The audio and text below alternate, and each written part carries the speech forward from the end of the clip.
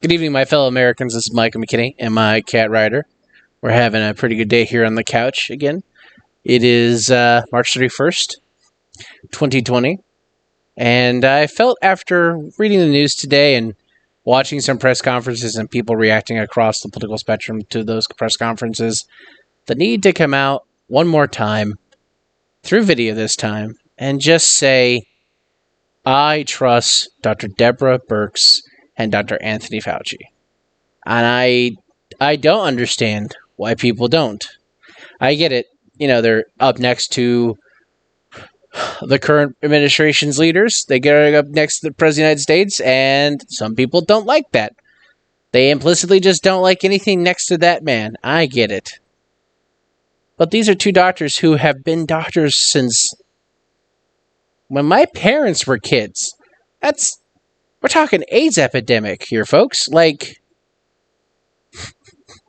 it's a long time ago. And yet they have dedicated their lives to helping this country fight every threat it's ever had in front of it.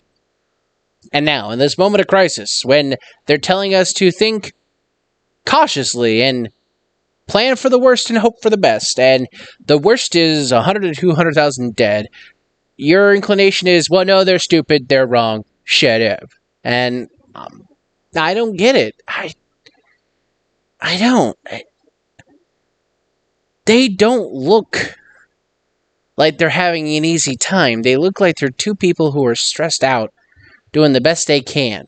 So, if they say something that is weird and outlandish, in actuality, okay, I'm going to give them a pass. They're on the front line trying to make sure that the federal government is connected to every state going through this crisis. Because, surprise, this is not a unitary government where everything is underneath the federal government. No, it's actually a federal system, which means that the states are really in control of how they manage these crises. So, Dr. Birx and Dr. Fauci have to manage the crisis effectively through proxy warfare. They're fighting coronavirus in 50 effective countries, not one country. There's 50 different types of battles going on, not one. There's 50 armies, effectively, not one. Of course you're going to be stressed when you're having to manage 50 fronts, not just one.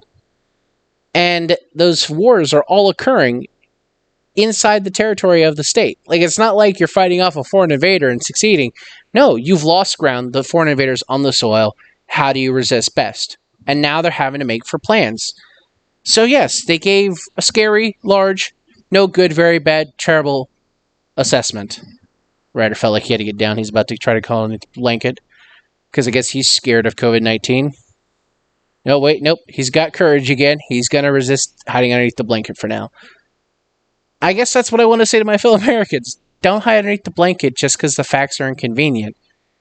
Dr. Anthony Fauci, Dr. Deborah Birx, they're doing the best they can. From watching the press conferences, I hope, again, I have a good read of people. I don't think either one of them are wanting to exploit the situation or give power to bureaucrats or somehow complicate the control of the government. Because they're doctors. They're not politicians. Politicians are obsessed with power. Doctors are obsessed with life and stopping death. And maybe you don't like that. But that's their job, is to be obsessed and mitigate those factors. Let's try to give them some confidence, because between you and I don't trust any of you with taking care of me in a bed if I got sick with COVID-19. I'm trusting the doctors. I know plenty of people in the medical and science community. I have never had a reason to doubt any of them and their want and ability to do the right thing. I've never met a scientist in my life who was, in the terms of their data that they worked with, unethical. I have met bad scientists, but I've also watched those scientists be held to the flames by good scientists. I've seen it with doctors in my own life. I could regale you of a story that involves a doctor doing a horrible thing to me when I was a youth, and then because of a good doctor that was our family practice doctor for my entire life, still my mom's doctor, that doctor learned the bad doctor, that doctor learned his lesson. And the next time we dealt with him, he stopped being arrogant. He stopped being egotistical. He was humbled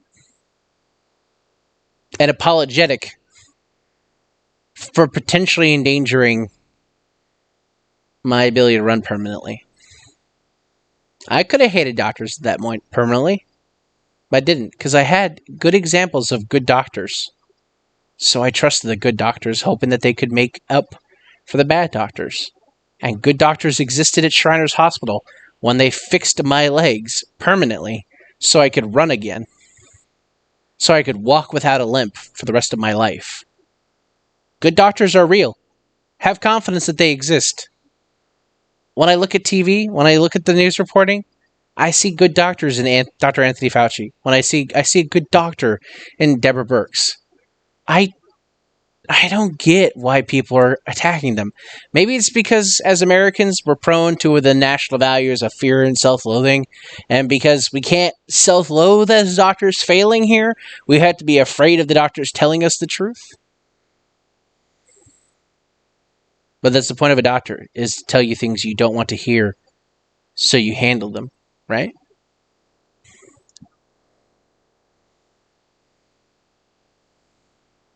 Or do you just not listen to your doctor when they look at you and go, maybe you should stop smoking.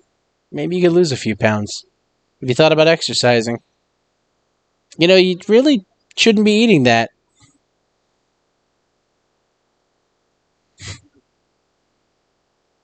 It's funny, right? These little picking statements we all can point to when we think of a bad doctor. But when we think of a good doctor, what do they say? It's okay. I'm here. I'm going to make sure you get through this. Put your trust in me. Have faith in me. I'm doing the best that I can. I could have hated doctors the day my dad died. On December 11th, 2015. But I watched the doctor do his damnedest to save my father's life. He promised to put 4 pints into him. He insisted on putting 8 because he wanted to believe that my dad could get back up.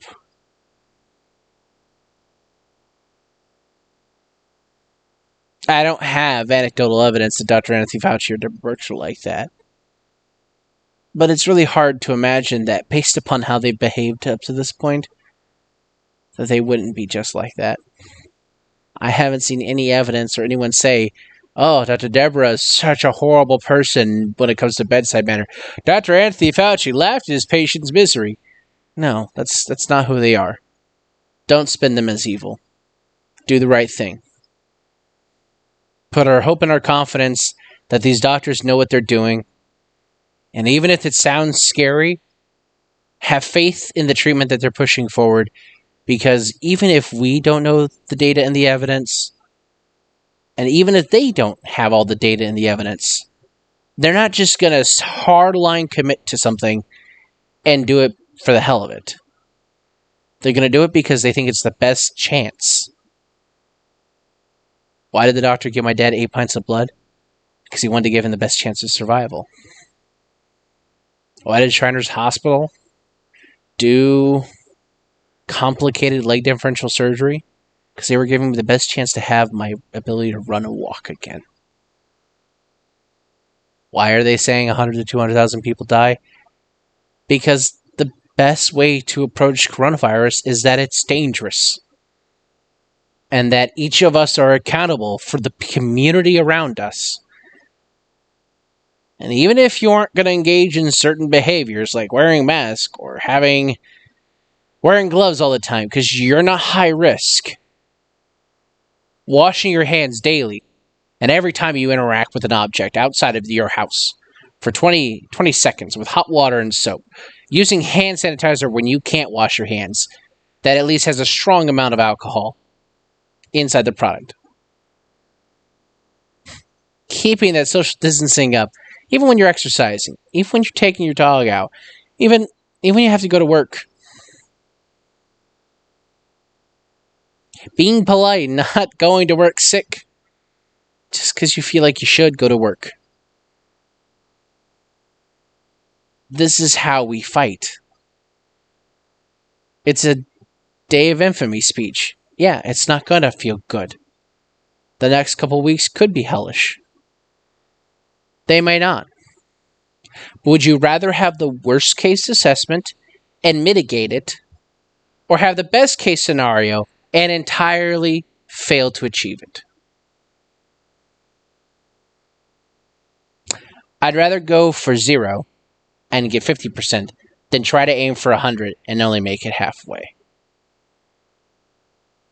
This is Michael McKinney. Take care, everyone. Stay safe, stay healthy, stay hygienic. Be mindful of others. Be kind to others. Be kind to our first responders, our doctors, our nurses, our elderly, our young ones. Be kind to your family. When it comes to your friends, stay in touch with them. Don't go to their house. Stay in touch with them. I can't tell you how much I hope each of you stay safe. I can't tell you how it feels to be, for many of you, a world away. But I know that each of you are strong people, and if you work together as a community, you can overcome anything. From occupied territory in Virginia, we will overcome coronavirus. Good night.